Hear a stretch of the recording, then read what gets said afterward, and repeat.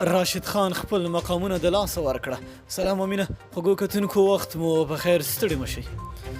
د کرکټ نړیوالې شورا په نویو درجه بندیو کې راشد خان له خپلو مخکینیو مقامونو شاته تللی. راشد خان چې په روان نړیوال جام کې د توپ اچونې په برخه کې د پام وړ کارکردګي ونه ښودله، د یو ورځنیو لوبو په نوې درجه بندۍ کې د دویم مقام څخه اتم ځای ته غورځېدلی دی. بومرا پر خپل لومړی مقام د راشد خان، دویم مقام نیوزیلنډي ټرینټ بولډ نیولی، ورپسې رباډه، عمران طاهر، مجيب الرحمن، میشل سټاک او راشد خان دی. همدارنګه راشد خان د یو ورځنیو لوبو د آلراونډرانو په درجه بندۍ کې له دریم مقام څخه پنځم ته غورځېدلی. شکیب الحسن په هماغه لومړی مقام، په دویم مقام بن سټاکس نبي دریم مقام ته تللی.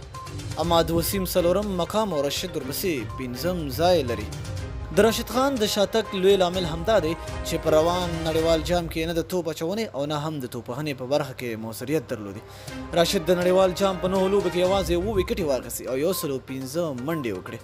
په یوه لوبه کې تر ټولو ډېرې 2 ویکټې د 18 منډو په مقابل کې اخیستې دي. راشد خان له ډېره وخته خپل مقامونه ساتلي وو. همدارنګه له بیګ باشه تر هندوستان پریمیر لیګ پورې یې د پام وړ لوبې کړې وې، خو په نړیوال جام کې په متفاوت ډول هماغسې نه و څومره چې هیله ترې کېدله. مجيب الرحمن په وروستیو لوبو کې د پام وړ توپ اچونه وکړله. د کرکټ نړیواله شورا د توپ اچوونکو په نوې درجه بندۍ کې 6م ځای خپل کړی دی.